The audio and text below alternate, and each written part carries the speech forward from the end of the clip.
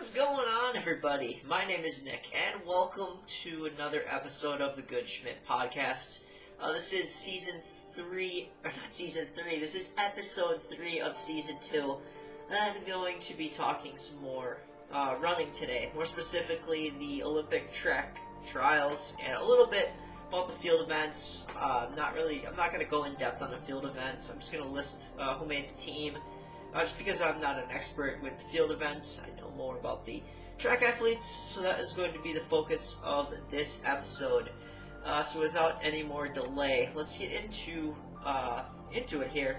So to start off, I'm going to be going through all the athletes that made the U.S. Olympic track and field team, plus the marathon team, so every single event, go through it. So let's start here with the men's 10,000 meter team. The team is Grant Fisher, Woody Kincaid, and Nico Young. The women's team is Wayne Kaladi, Parker Valby, and Carissa Schweizer. The 5,000 meter team is Grant Fisher, Abdi Noor, and Graham Blanks. I'm not going to say his full name, Abdi Noor's full name. The women's 5,000 meter team is Elise Cranny, Carissa Schweizer once again, and Whitney Morgan. The men's, moving over to the men's 1500 team, it is Cole Hawker, Hobbs Kessler, and Yard Nagoose. Women's 1500, Nikki Hiltz, Emily Mackay, and Ellie St. Pierre represent the women's side of the 1500 meter event. Moving over to the 3000 meter steeplechase for the men, it is Kenneth Rooks, Matthew Wilkinson, and James Corrigan. Also, I do want to give a shout out to my former teammate at UW-Whitewater, Christian Patska, who missed the trials by four spots, but he had an amazing season, man, at Whitewater. He'll be somebody to watch out for the 2028 trials in the steeplechase. For the women, the team is Valerie Constantine, Courtney Wayment, and Marissa Howard. Moving over to the 800, on the men's side, it is Bryce Hoppel, Hobbs Kessler once again, and Brandon Miller. Women's 800, Nia Akins, Allie Wilson, and Juliet Whitaker. Men's 400 team, Quincy Hall, Michael Norman, and Chris Bailey. Women's 400 meter team is Kendall Ellis, Aaliyah Butler, and Alexis Holmes. Men's 200, you got Noah Lyles, Kenny Benaric, Kung Fu Kenny, and Narian Knighton, who went to Florida. I don't know why I mentioned that, kind of random. Women's 200, Gabby Thomas, the Australian, Brittany Brown, and Mackenzie Long. In the 100, we have Noah Yu-Gi-Oh! Cards, Lyles, Kenny Kung Fu Kenny Benaric, and Fred Curley. On the women's side, in the 100, it is Sha'carri Richardson, Melissa Jefferson, and Twanisha Terry. Oh, I struggled with her name. Okay, transitioning on to the men's 400 hurdles. On the men's side, the one and only Ry Benjamin, CJ Allen, and Trevor Bassett. On the women's side, we have Sydney McLaughlin-Levrone, Anna Conkrell, and Jasmine Jones. Also shout out to one of my former track teammates, Bianca Stubler, for making the semifinal. Moving to the men's 110 hurdles, we got Grant Holloway, Freddie Crinden, and Daniel Roberts. Women's 100 hurdles, Masai Russell, Alicia Johnson, and Grace Stark. To the relay pool here, the men's side, we got Christian Fast Start Coleman, Bryce Dedman, Kyrie King, Courtney Lindsay, Vernon Norwood, and Mr. 16-year-old himself from Bullis High School in Maryland, Quincy Wilson. On the women's side, Kayla Brown, Tamare Davis, Gwenera Hayes, Aaliyah Hobbs, Shamir Little, and Isabella Whitaker round out the relay pool on the women's side. And in my favorite running event, the marathon, I know this team well, but you guys may not. The men's side, Connor Mans, Clayton Young, and Leonard Corrier. Women's side, Fiona O'Keefe, Emily Sisson, and Dakota Lindworm. Very excited for the marathon, man. Field events, I'll go through the team here for those who are interested in knowing what the field events, knowing knowing the athletes who are competing for the U.S. in the field events, starting with the pole vault, men's Sam Kendricks, Chris Nielsen, and Jacob Wooten. Women's pole vault, Bridget Williams, Katie Moon, and Bryn King. Men's high jump, Shelby McQuinn. I'm not sure how to pronounce that. Same with this name, Javon Harrison. Not sure how to pronounce his name either. And Vernon Turner. Women's high jump, there's only 2 athletes that qualified for the Olympics. Rachel Glenn and Vashita Cunningham. Not sure if I pronounced that name right either. Guys, if you know how to pronounce some of these names, let me know down in the comments. Long jump on the men's side, Jeremiah Davis, Malcolm Clemens, and Jerian Lawson.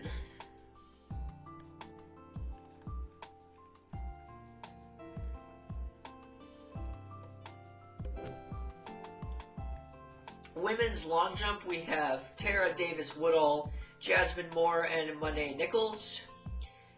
Moving to the triple jump on the men's side, Shalif Mann, Russell Robinson, and Donald Scott. Also shout out to another one of my whitewater teammates, or I don't even know if he was my teammate, but I can't remember if I was on the team when he was. But shout out anyways to Shelvin Garrett from Whitewater for competing.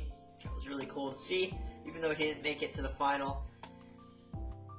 Women's triple jump, Jasmine Moore, Keturah Orjai, and Tori Franklin.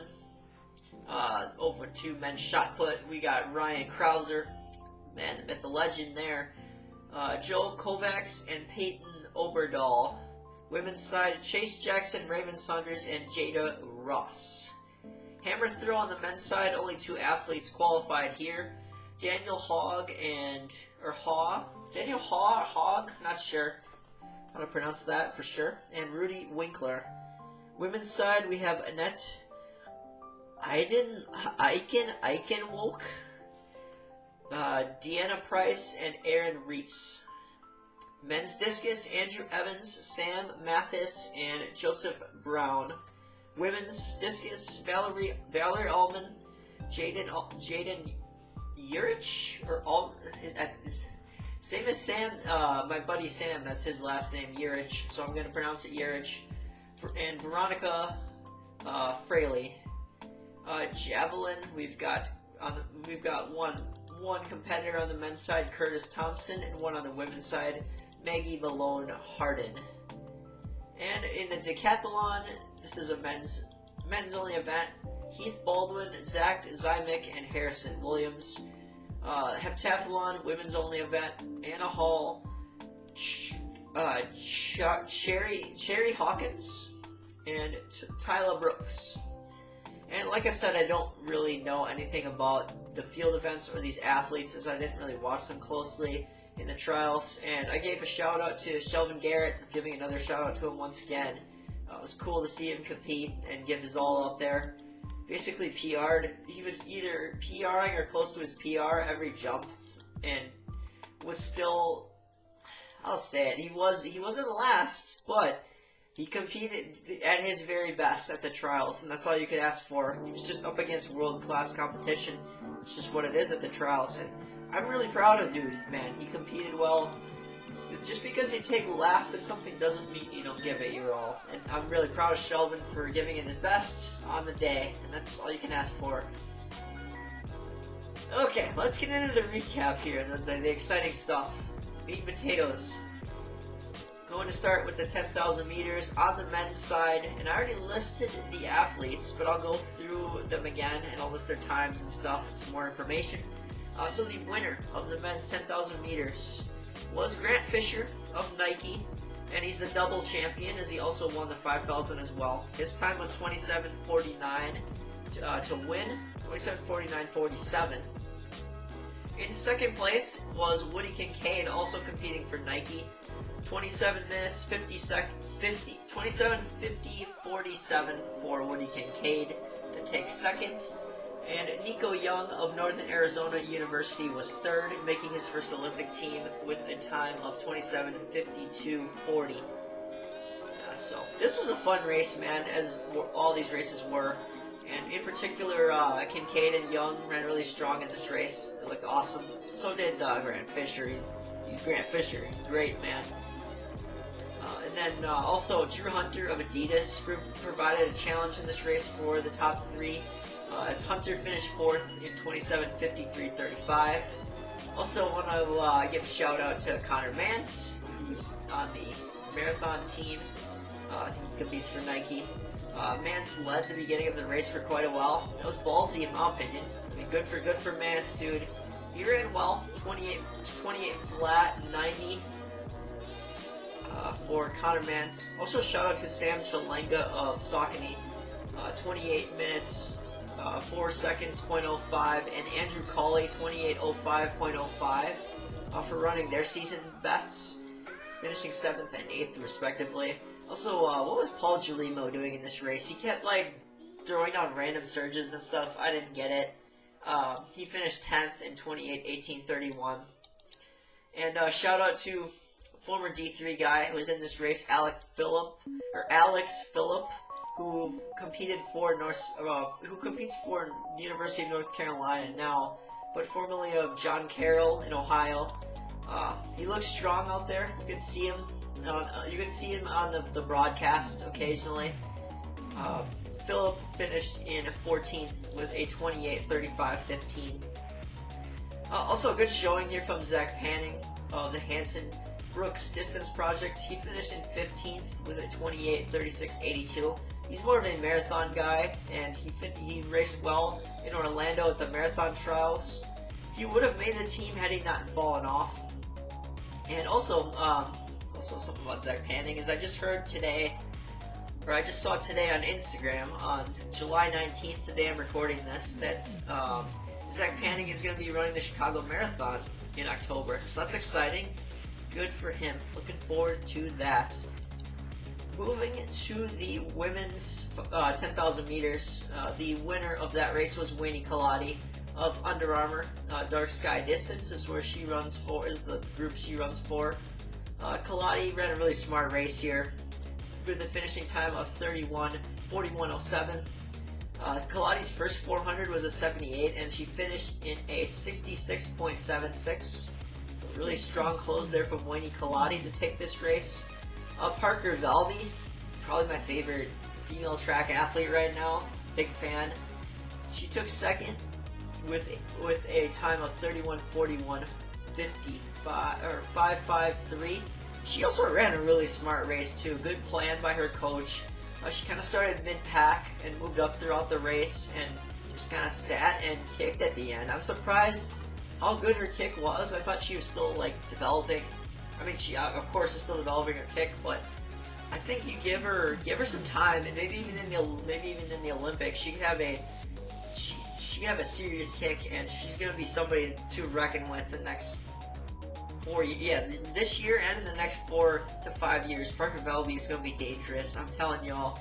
I mean, you guys already know if you've seen her race. She's one of the most talented track athletes, like, probably ever, in my opinion. I might be exaggerating, but she's super talented, and she ran really well here, and she's only 21, too. Like, that's the crazy thing. Like, she has a long career to go, and with the way she trains, only running a few days a week, and then getting on that art trainer and swimming, like, that's a sustainable training regimen that she's on. Like, she could have a super long career and probably go down as one of the greatest female, not just female, but one of the greatest track athletes of all time, in my opinion. But anyways, more about this race. Valby ended up finishing second, like I said, and she outkicked Carissa Schweitzer, who finished in third. I'll be talking about her in a second. Also, one more thing about Valby. Strong close. She closed in 67:30. And alright, I'll stop gushing over Parker Valby now. Let's give Carissa Schweitzer, the third place finisher, some love. She ran a 31:41.557. She was so close to getting second place.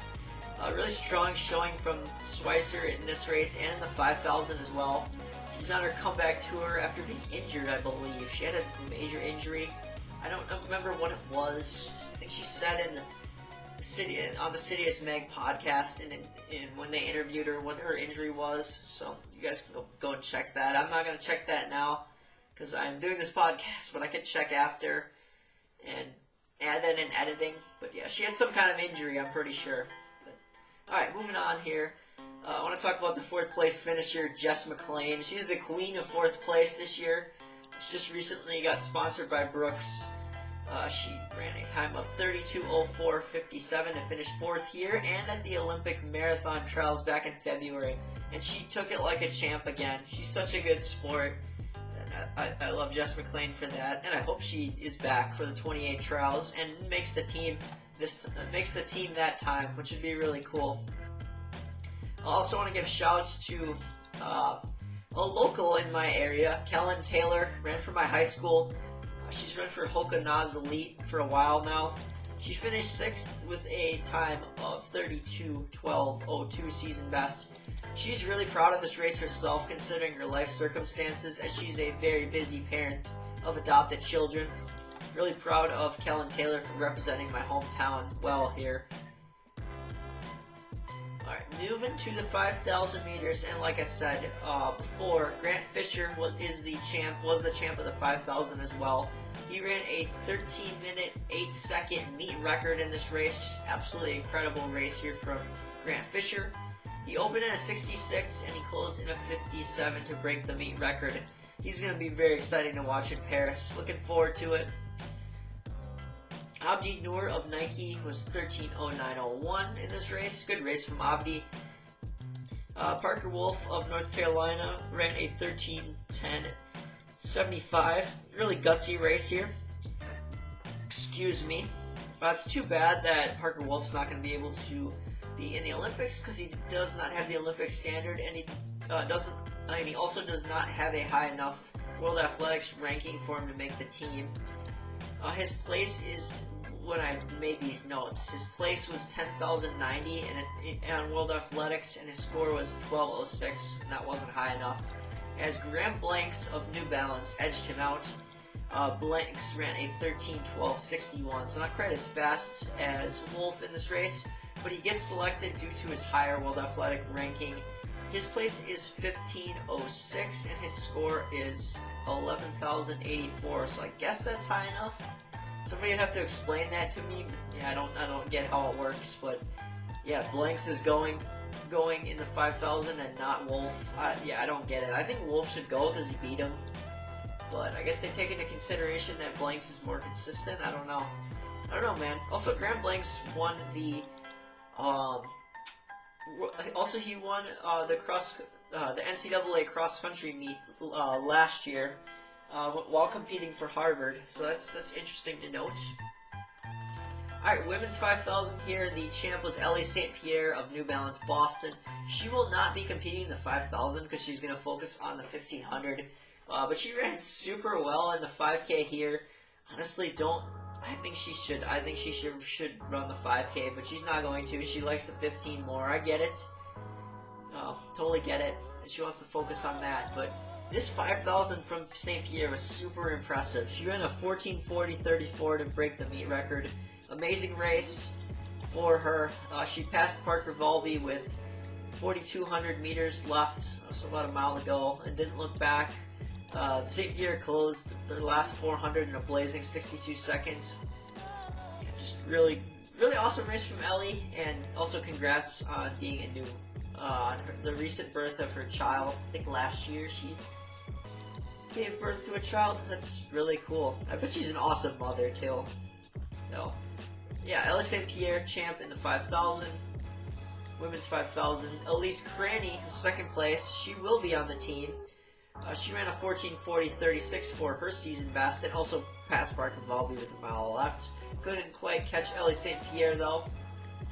Carissa Schweizer of Nike Bowerman Track Club, who I've talked about before. She ran really well in this 5,000 too. 14:45.12 season best. She also passed my girl Volby with a mile to go. And speaking of Volby of Florida, she ran a 14:51.44 race. Really ballsy from her as she led the first 2 miles, but she couldn't quite hold that pace for the last mile.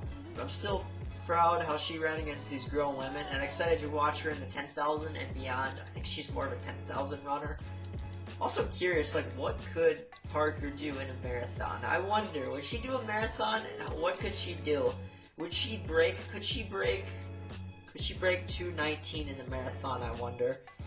I'm curious. Could she break 2:20, I should say? Could she break 2:20? I think she could break 2:19. I think she ran a 2:18 marathon. I would love to see that. She's going to focus on the 10,000 for now. And, yeah, excited to see her in that. Back to the 5,000 now. Whitney Morgan is the third member of the 5,000 meter team, along with Schweizer and Cranny. Morgan was fifth. She runs for Adidas. She ran, her time was 15:05:53, which is her season best. And like I said, she makes the team but she's taking the place of Ellie St. Pierre and Parker Valby technically. Well, but Valby didn't make the team. Yeah, Parker Valby did not make the team because she didn't finish well enough. But anyways, Whitney Morgan put together a really strong race here. And she closed strong to crack the 15-minute barrier. Some other notes here. Rachel Smith of Hoka, wife of NAU head coach Mike Smith, ran a 15:22:16 for 9th. Last year, Smith gave birth to her daughter Nova. Considering that, this was a really impressive performance that can't be overstated, in my opinion. Any woman that gives birth to a child a year or less before a big race and runs well, that's super admirable. I cannot relate to that at all because I'm a dude, but man, these women are tough. I gotta give them credit. So shouts to Rachel Smith for an impressive race there. Also, Caitlin Tui of Adidas ran her season's best time in the trials of 15:33:40 for 12th. Nice job, Caitlin. Be watching her career unfold. Be curious to see how it unfolds. But she has a little rivalry going with Parker Valby. Like to see them go at it. But yeah, I think Tui definitely has some room to improve for sure. She's not at Parker Valby's level right now. Parker Valby's just on another level. Okay, we are going to transition to men's steeplechase now. First place in the steeple on the men's side was Kenneth Rooks of Nike, formerly BYU. His time was 8:21:92. He was the third place finisher, James Corrigan's teammate at BYU. Second place, I was really happy about this. Matthew Wilkinson of Under Armour Dark Sky Distance in Flagstaff ran 8:23. And why was I happy about Matt Wilkinson? Because I ran against him in college. He ran for Carleton College in Minnesota, and I saw him at a handful of meets, or ran against him, or his team and him in a handful of meets. So that's pretty cool to see a competitor make an Olympic team, or a former competitor.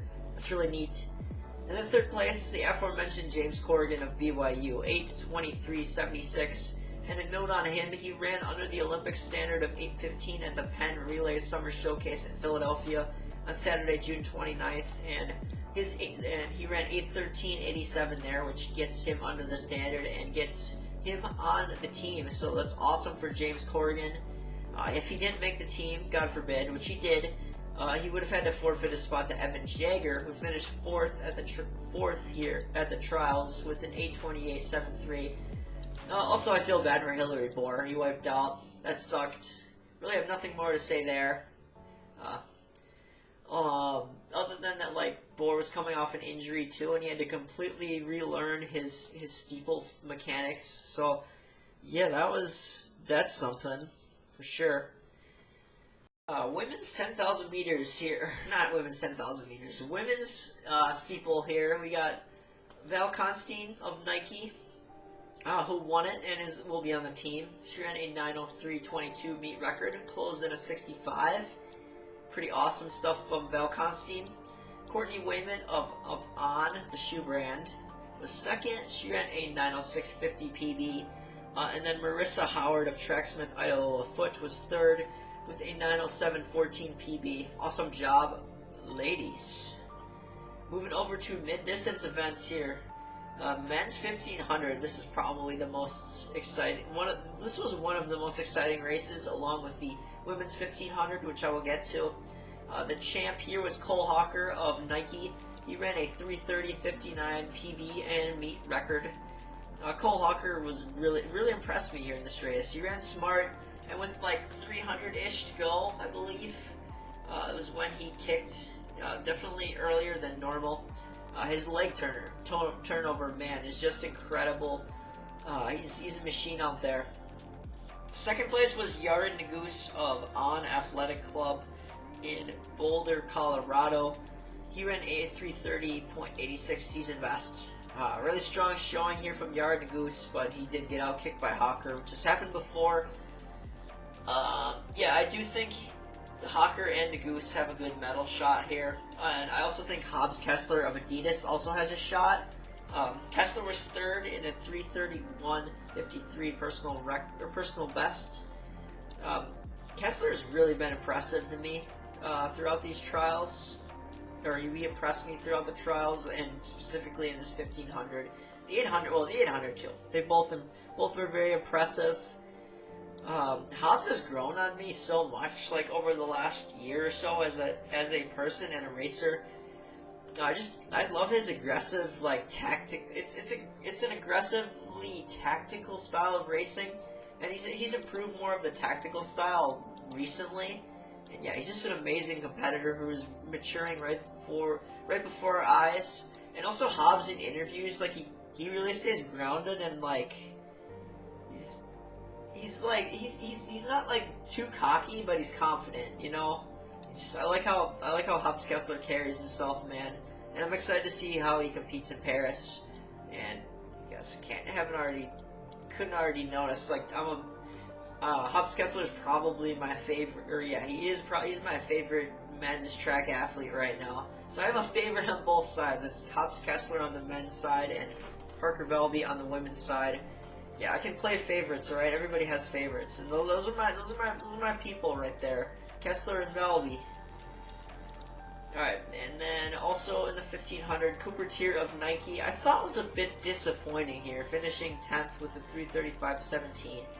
I mean, I feel like he wasn't quite up to, I could be wrong, but I don't think he was up to his standards, or like the standards people set for him.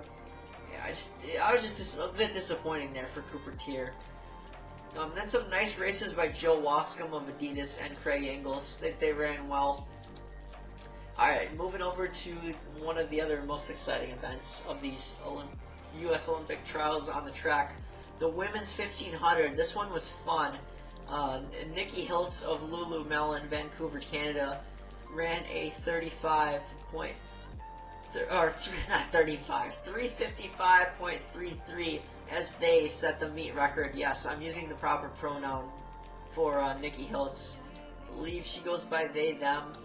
Believe, because she's, yeah, I believe so. So Nikki is a they. Second place is Emily Mackay of New Balance Boston, 3:55.9. Ellie St. Pierre also in the 5K, and who also competed in the 5K, ran a 3:55.99.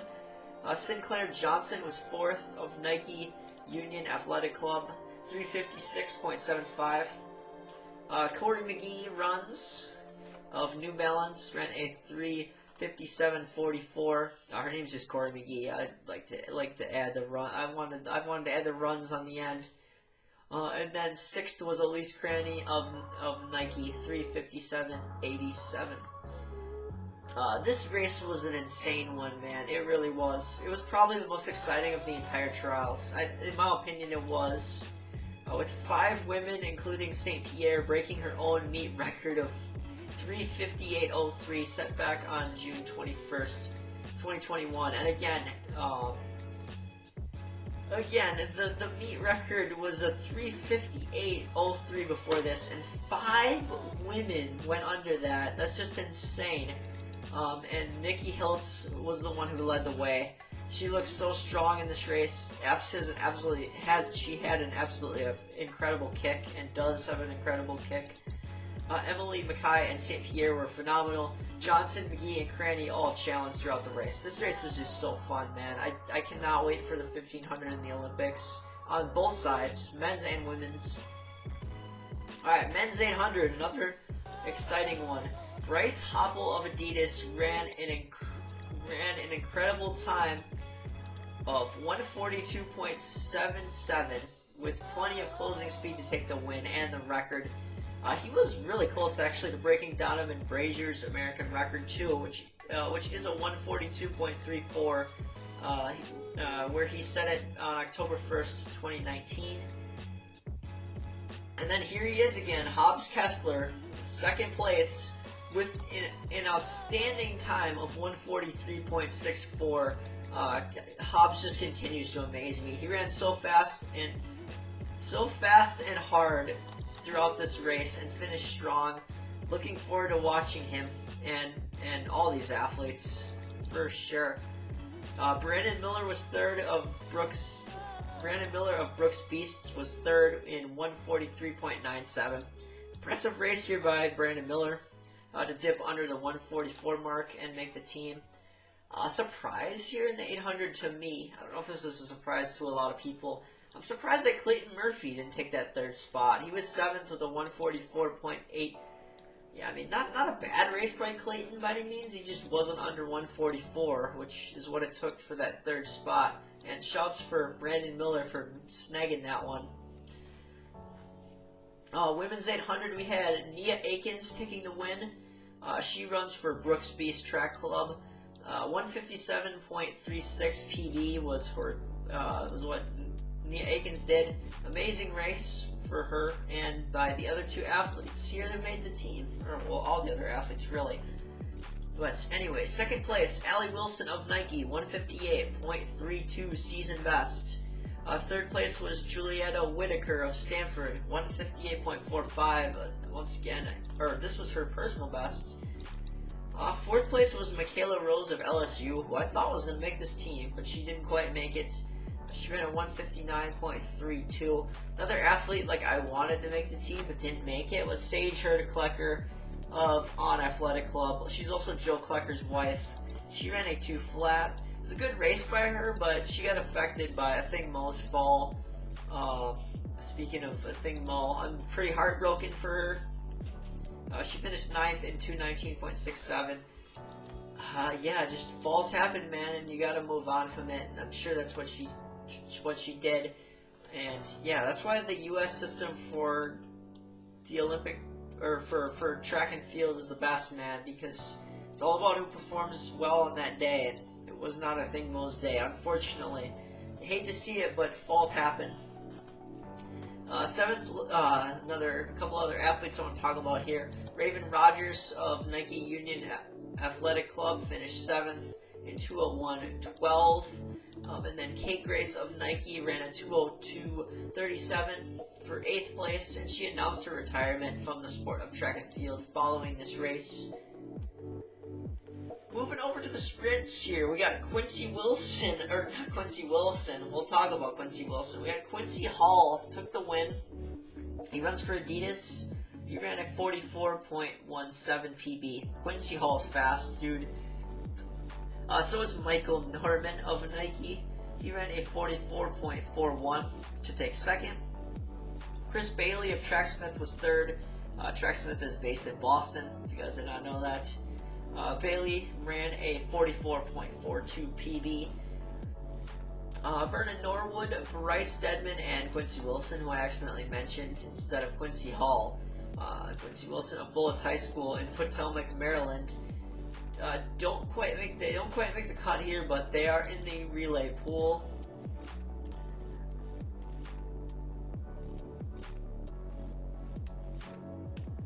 I'm happy for all of these guys, for sure. Norwood, Dedman, and Wilson, but especially for Quincy Wilson, a 16-year-old kid who finished 6th at the Olympic trials in the 400 with a blistering 44.94. Oof, I wish I was that fast at 16, man. That's just incredible stuff. Just real quick here, I want to read the first 2 paragraphs of an article from Bullis High School's website on Quincy Wilson. Quincy Wilson Bullis class of 2026 has been selected for the U.S. Olympic team as part of the men's 4x400 meter relay pool for the Paris Games. If he competes in Paris, he will become the youngest male U.S. track and field Olympian ever. That's just incredible, man. Like, really incredible. Next paragraph. Wilson earned the roster spot after a historic performance at the U.S. Olympic team trials in Eugene, Oregon, where he placed 6th in the 400-meter final with a time of 44.94.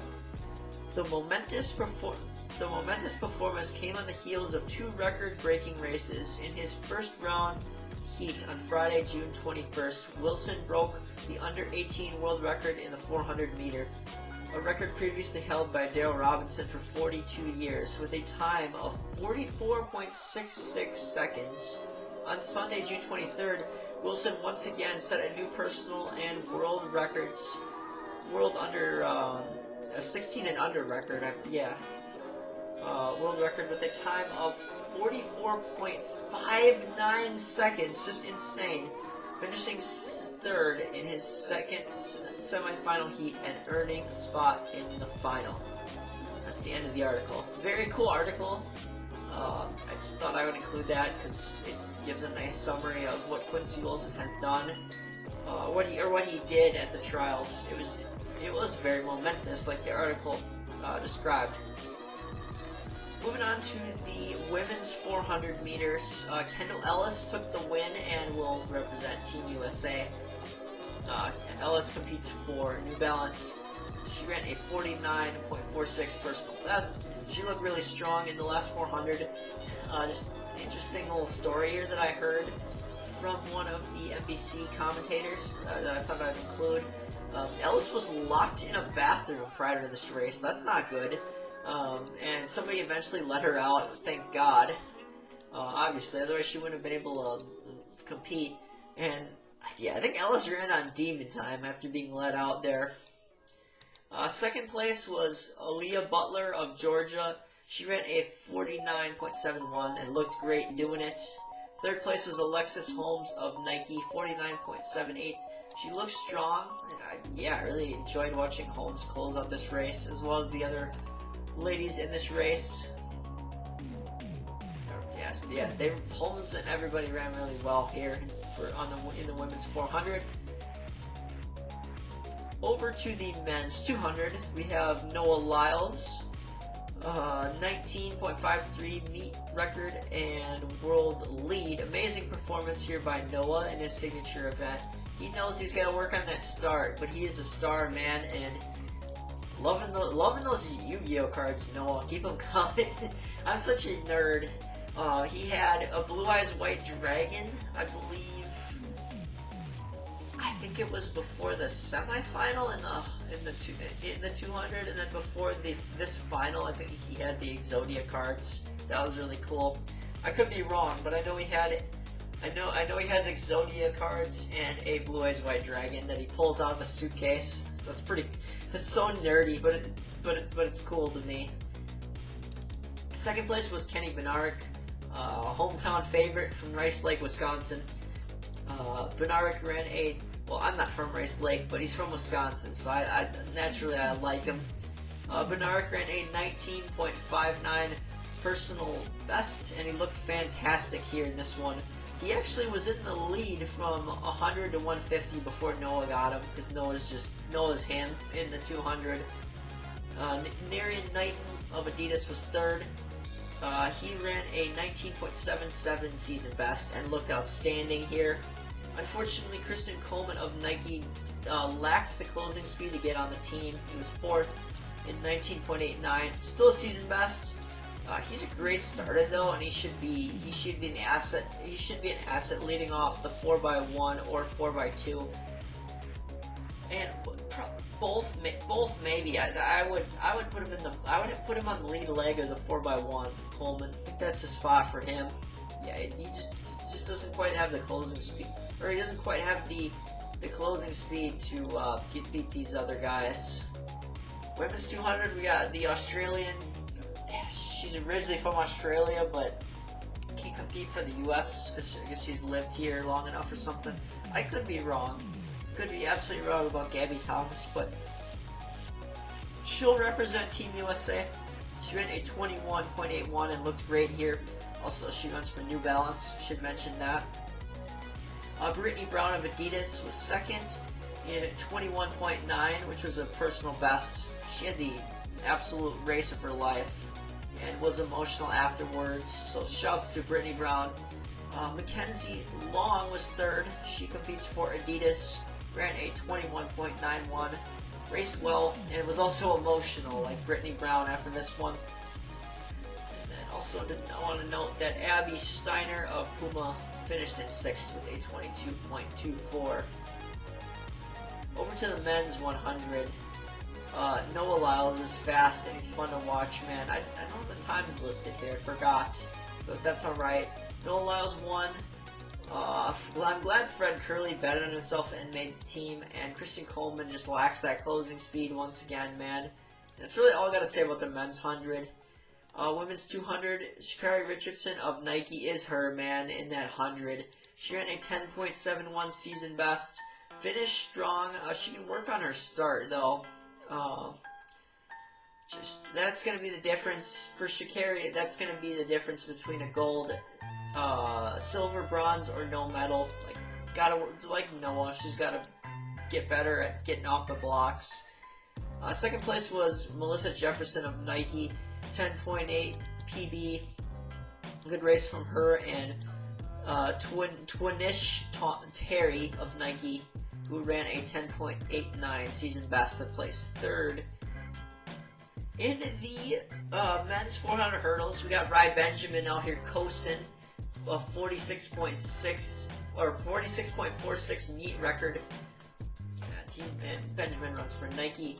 CJ Allen of Asics. I almost called him Chris Allen. He was one of my teammates in college. But yeah, this is CJ Allen. He ran a 47.81 to take second. And Trevor Bassett was third in 47.82. Women's 400 hurdles, we have the greatest at this event in the world, Cindy McLaughlin-Levrone. I'd rather just call her Cindy McLaughlin. I'm used to from here on out. I'm just gonna call her Cindy. Her married name is Levrone, but man, she's Cindy McLaughlin to me. She runs for New Balance. She's the world record holder, man. She broke her world record again, 50.64. What else is there to say about Cindy? You just gotta watch her, man. You gotta watch Cindy. She's the best in the world at the women's 400 or at the 400 hurdles on the women's side. There's not much more to say. Like, she's so much fun to watch. She's on the leagues ahead of everybody, including Anna Cockrell of Nike, who ran a 52.46, which is still a dang good time. And then third place, Jasmine Jones of Adidas, 52.77. Like I said, McLaughlin is on another planet. Just incredible. And I probably should use her hyphenated name, McLaughlin for Levrone. I will. I'll get used to it. Alright, men's 110 hurdles. We got Grant Holloway, who should be a bigger star in my opinion. He's awesome. Runs for Adidas. He ran a 12.86. Which is the world lead, man. He looks so smooth in round 1, and he looked really good in this round 2. Holloway's gonna be primed and ready to go to Paris, and I think he's gonna win the gold medal, man. I'm fairly confident that he can win gold in this event. Freddie Crinden of Tracksmith / Phoenix Track Club ran a 12.93 personal best, and then third place was Daniel Roberts of Nike, 12.96 personal best. Shouts to those guys. Alright, women's 100 hurdles, we got Masai Russell of Nike, 12.25 meet record, insanely close to Kenny Harrison's meet record of 12.2 set on 2016. So shouts to Masai Russell for the race of her life. Second place, Alicia Jansen, More Sports MG, 12.302. Strong race there. And then Grace Stark of Adidas in 12.309. So shouts to them and everybody on the track team. And also, let's give the marathon some love, because it doesn't get enough love. I'm excited to see what all the athletes do. Happy Lenny made it based off a world ranking. And if you haven't seen Connor Mance's Olympic marathon build series on YouTube. You gotta check it out. Him and Connor Mance are super fit. And so is Dakota Lindworm. If you follow her on Strava, she's really fit too. Also, I'm excited to see what Fiona and Emily Sisson do. Yeah, Fiona really has no ceiling. I don't think the sky's the limit for her. And I think Emily Sisson has as good a medal chance as anybody as well. I think on the men's side, I think Connor Mance can win a medal, and really anybody, man. Anybody. Well, I shouldn't say anybody. Really, Young and Career have as good a shot as Mance does, but Mance probably has the best shot of the three to bring a gold or bring any kind of medal back to America in the marathon. Alright, just some general notes here. A preview of the opening ceremony for the Paris Olympics is at 12:30 p.m. Central Standard Time on Friday, July 26th. An enhanced encore opening ceremony is at 6 p.m. on the same day, also Central Time. You guys can figure out your time zone if you're not living in the Central Time Zone. Track and field in the Olympics goes from Thursday, August 1st to Saturday, August 10th. The men's marathon also takes place on Saturday, August 10th, and the women's marathon will close out the Olympic Games on Sunday, August 11th, to commemorate the anniversary of the first running of the Olympic marathon in LA, where Joan Bryant Samuelson took home the gold medal for America.